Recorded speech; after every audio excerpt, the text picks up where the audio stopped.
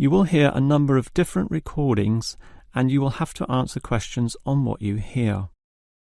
There will be time for you to read the instructions and questions, and you will have a chance to check your work. All the recordings will be played once only. The test is in 4 sections. At the end of the test, you will be given 10 minutes to transfer your answers to an answer sheet. Now turn to Section 1. Section 1. You will hear 2 flatmates, Tom and Richard, talking about their new flatmate who has just moved in the week before. First, you have some time to look at questions 1 to 6.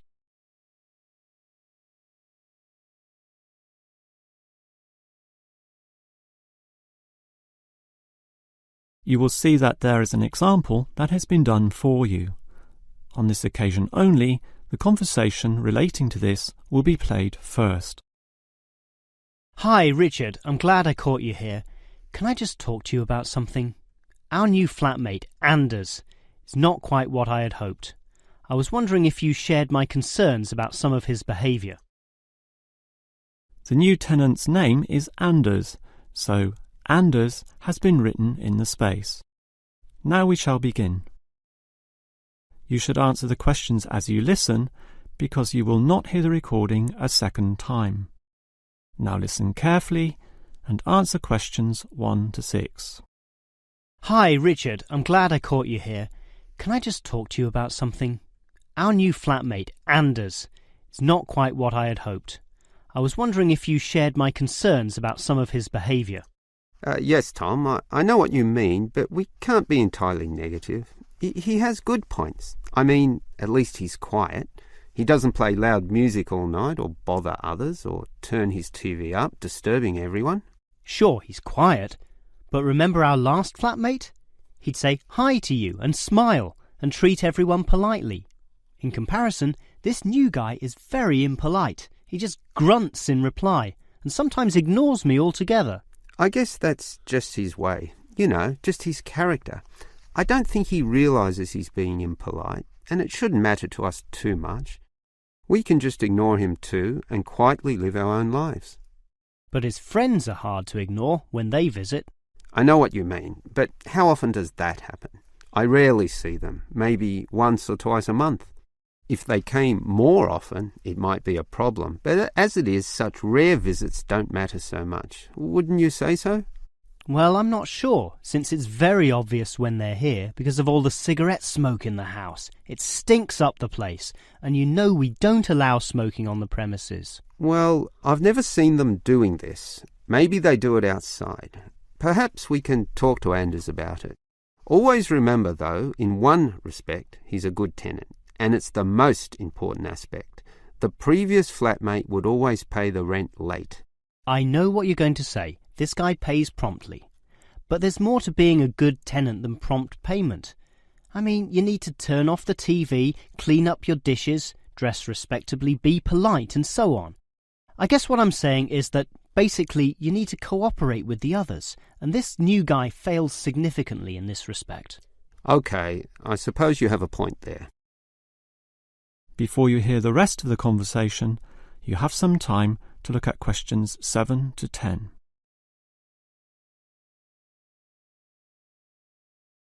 Now listen and answer questions 7 to 10. I tell you what, Tom, why don't we talk to our new flatmate, Anders, about these issues?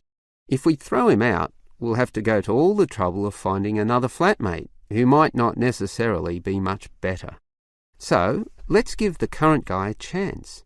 Here, I've got a piece of paper, so let's make a short list of issues to discuss with him. Get it out into the open. Sure, we'll give him one more chance. So, write communication, and let's tell him to... Well, we can't change a person's personality overnight. So why don't we have a weekly tenants meeting, and we can just ask him to attend. That way, we can get to know him better. I'll write attend meeting, and we can take it from there. OK, but we have to tell him about his friends. They can't just do whatever they want. Write a heading friends, and then write don't smoke anywhere inside or outside? Well, instead of being so direct and possibly causing offence, I'll just write follow rules and verbally mention the rules. TV off by 10 p.m, no loud music or bad behaviour, including smoking. OK, do that, but I still think we need to specifically mention that last issue. You know how I can't stand the habit. So I'd like this to be another and separate point. Cigarettes, strictly forbidden. And it's important to include the strictly here. We can't pussyfoot around too much. Sometimes directness is necessary. OK, I'll write that. Forbidden. OK. And what about cleaning duties? Anders is a little too relaxed about that. Dishes are sometimes not washed, dirty teacups are left around the place, and so on. So, right, must do better. Yeah, again, Tom, he might take that personally and it could cause a scene.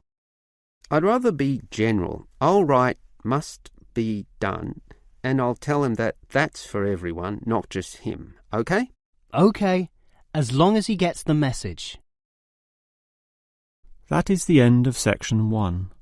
You now have half a minute to check your answers.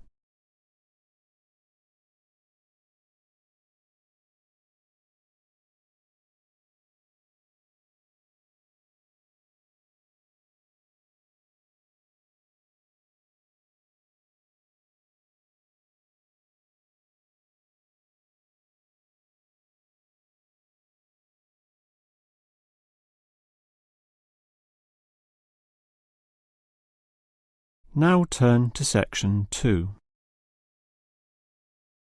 Section 2.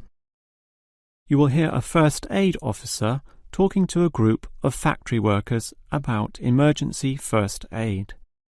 First, you have some time to look at questions 11 to 17.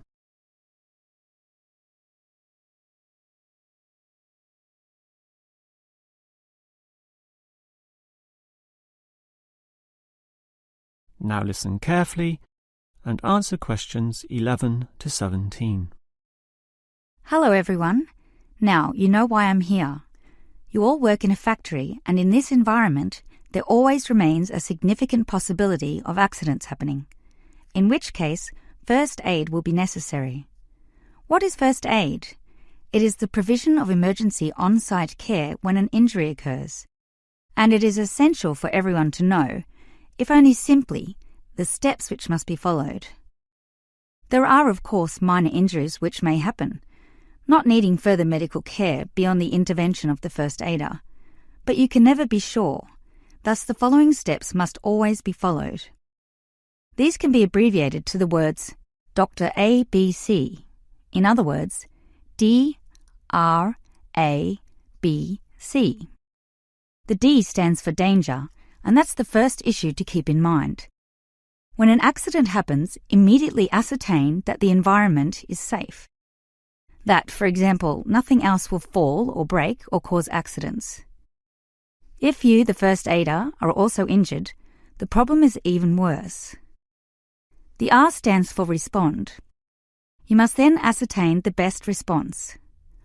Once all the danger has been eliminated and the distress calls sent out, the appropriate action is, obviously, to help the injured party.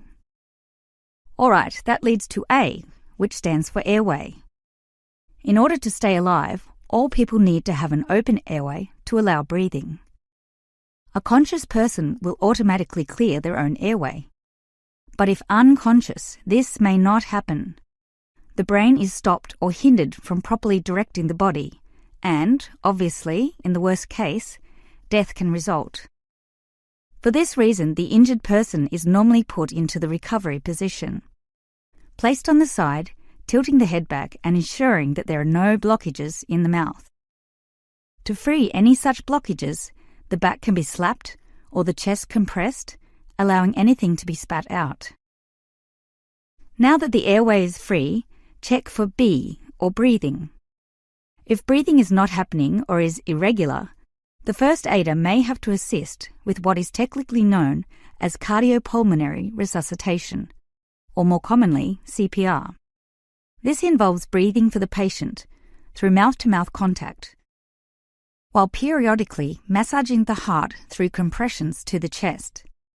This combination allows blood and oxygen to flow around the body, keeping the patient alive, hopefully until medics, such as doctors, advanced first aiders, or ambulance staff arrive.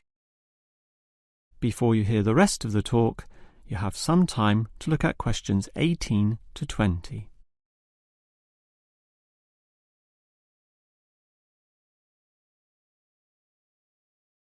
Now listen and answer questions 18 to 20. Now, it's certainly good to have knowledge of emergency first aid, but, obviously, the best situation is simply not to have accidents occur in the first place. For that, you need to be aware of safety issues, but just saying "be aware" does not usually achieve much. It is more important to have an appointed person whose job is to ensure awareness and work safety. Safety inspections would obviously be part of their job, whereby they can make sure, for example, that the first aid boxes are fully equipped. Another idea is to put posters on the walls, but, interestingly, research has proven that these tend to be ignored, becoming just part of the wallpaper, seen but not put into practice. It is much better if everyone is just instilled to not be reckless, that is, to not rush into situations without thinking about the possibility of accidents. And instilling this mindset is part of the job of the safety officer. Some other suggestions are ongoing first aid training and no accident reward or star systems. These have had some success, but nothing beats a regular meeting, say once a month, in which the subject of safety is brought to the attention of everyone, and any outstanding issues related to this are thoroughly discussed. That is the end of section 2. You now have half a minute to check your answers.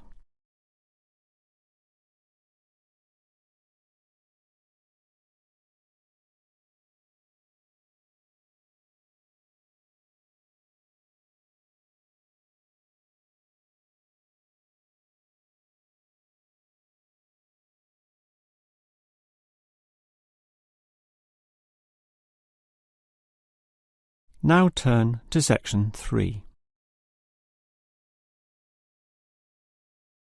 Section 3. You will hear two students, Frank and Nicole, discussing their research on university waste. First, you have some time to look at questions 21 to 25.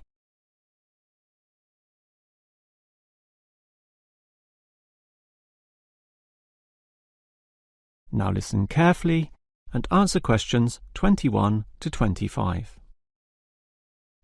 Hi, Nicole. As you know, we've got to decide on the best ways this university can reduce its waste. You inspected the eastern campus and I did the western buildings. Did you do all the interviews as well? Yes, I interviewed all the staff, who made some good observations, and I interviewed some of the students. The students said little that was interesting. They don't seem to care that much. It was the cleaners, surprisingly, who revealed the most relevant facts. That's not surprising to me. They empty all the bins, so they see the waste firsthand, whereas the staff just throw things away without thinking. What item was most commonly disposed of? Well, it really depended on where I interviewed. In the cafeteria precinct, obviously paper plates and cups were thrown away all over the place. There was almost no attempt at recycling. However, across the university in general, it was paper copying that filled up most bins, far more than plastic or other forms of waste. Do people care about this, then? Well, some do, if you can believe them. I must have interviewed about 30% of customers in the cafeteria, and the results were mixed. Out of all the people I interviewed, well over half, maybe about 55% of them, were quite honest about it, telling me that they had little concern. The other fraction, 45%, were more troubled. Yes, but do they do anything about it? Surprisingly, quite a significant percentage do something, even if they aren't particularly concerned. I mean, small things. About 10% bring their own cups to the cafeteria, for example, and at least 1/3 said they use recycling bins, So, in total, it's an equal split between those who do something or those who don't. So why do so many people remain inactive, particularly over an issue they should care about more? I think they do care, and many of them are prepared to do something. Obviously, there's an element of laziness, but I'd say that it's relatively small. If they knew what to do, and if stringent systems existed, or if the importance of this was made clearer to them, I'm sure you'd see a much larger percentage of people actively working towards helping our environment. Well, there's cause for optimism at least. Before you hear the rest of the conversation, you have some time to look at questions 26 to 30.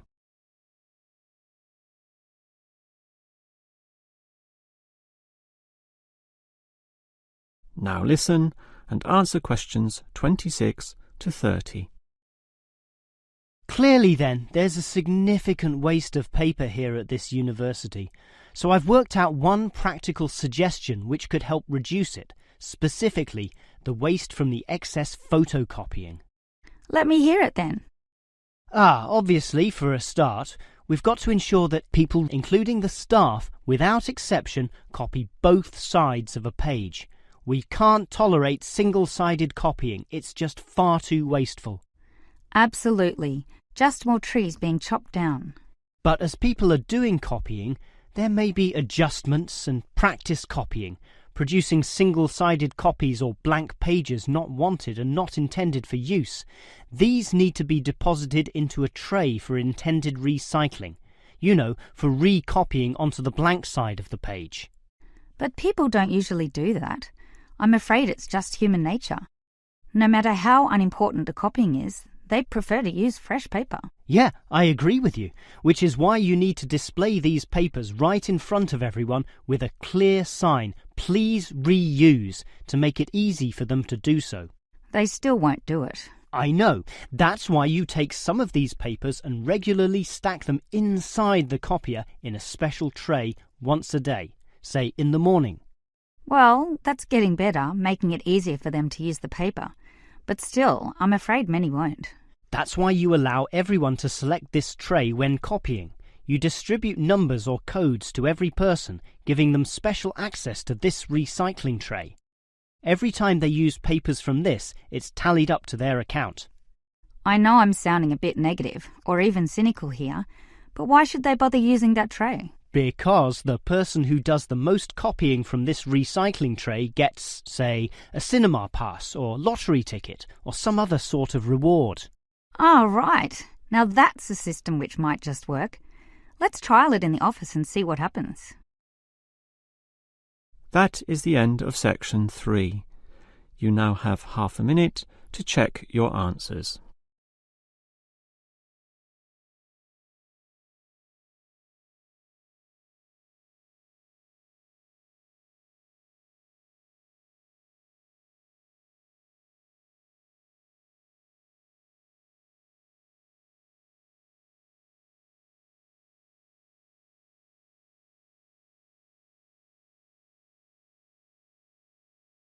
Now turn to section 4.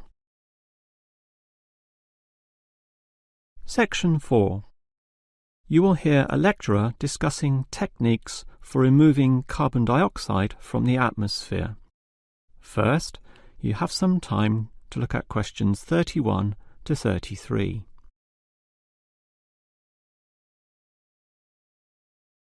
Now listen carefully and answer questions 31 to 33. We all know about the role of carbon dioxide in causing global warming. Obviously, society needs to reduce the release of carbon dioxide, otherwise known as CO2. This gas comes from the burning of fossil fuels, such as coal and oil, and it is virtually impossible for society to prevent or even limit such activity. Our need for energy and power is just too great. Instead, a more practical idea is to collect the carbon dioxide from the burning process, for example, directly from the chimneys of power stations, and somehow prevent this gas from being released into the environment. To do that, you need to store it somehow, and that has to be essentially forever. It is perhaps for this reason that many believe that, rather than storing the carbon dioxide as a gas, it is better to react it with metal oxides, such as magnesium or calcium, which results in the formation of a hard carbonate material. The gas is, in effect, turned into a stable and unreactive solid, which can simply be dumped anywhere. This process actually occurs naturally, although very, very slowly, and is one cause of the surface limestone in the world. But this slow reaction speed is the problem. Even when enhancing this process through high temperature and pressure, or pre-treatment of the mineral, it is still far too slow to be economical. One other technique which has been suggested is to pump the gas to the bottom of the ocean, where it would react with compounds in the seawater, forming carbonic acid. However, this alternative has now been ruled out. The CO2 may be removed from the atmosphere, but the high oceanic acidity which would result raises its own set of problems, mostly with all the delicate life and the intricate food chains in the seawater, some on which we ourselves depend, and that's something which no one wants to experiment with. Before you hear the rest of the lecture, you have some time to look at questions 34 to 40.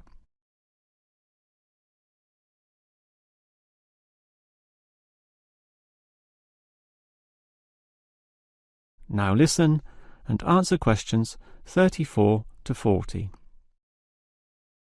Perhaps because of the lack of alternatives, the most commonly discussed solution to the problem of disposing of carbon dioxide is to pump the gas underground, a technique known as geosequestration. In this system, the CO2, for example, could be pumped into underground pockets within depleted oil wells or disused coal tunnels.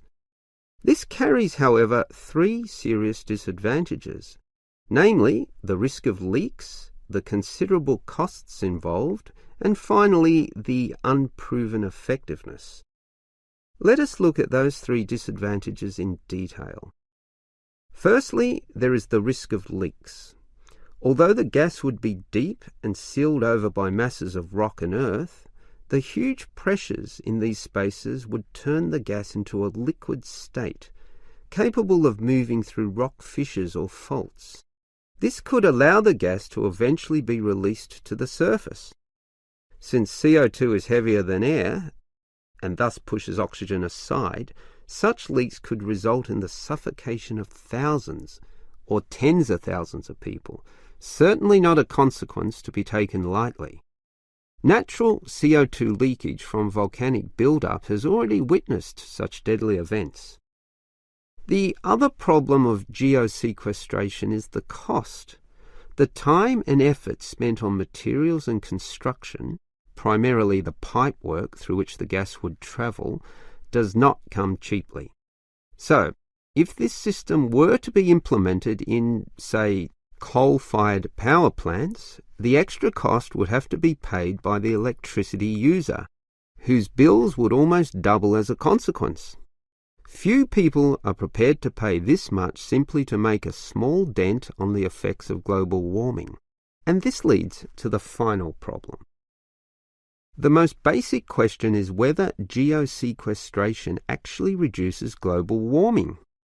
The problem here is that the energy needed to create and drive the sequestration process would require approximately a quarter of a coal-fired electricity plant's output. In other words, the plant would have to burn 1/4 more of its coal just to account for the sequestration of the carbon dioxide. And with coal producing other noxious pollutants, such as sulfur, ash, and heavy metals, the environment is hardly benefited at all. Nevertheless, there are many active experimental efforts underway, primarily in oil production sites. These are small, but intensively monitored and analysed. All we can say now is that the jury is still out on whether underground carbon storage will one day be feasible. That is the end of section 4. You now have half a minute to check your answers.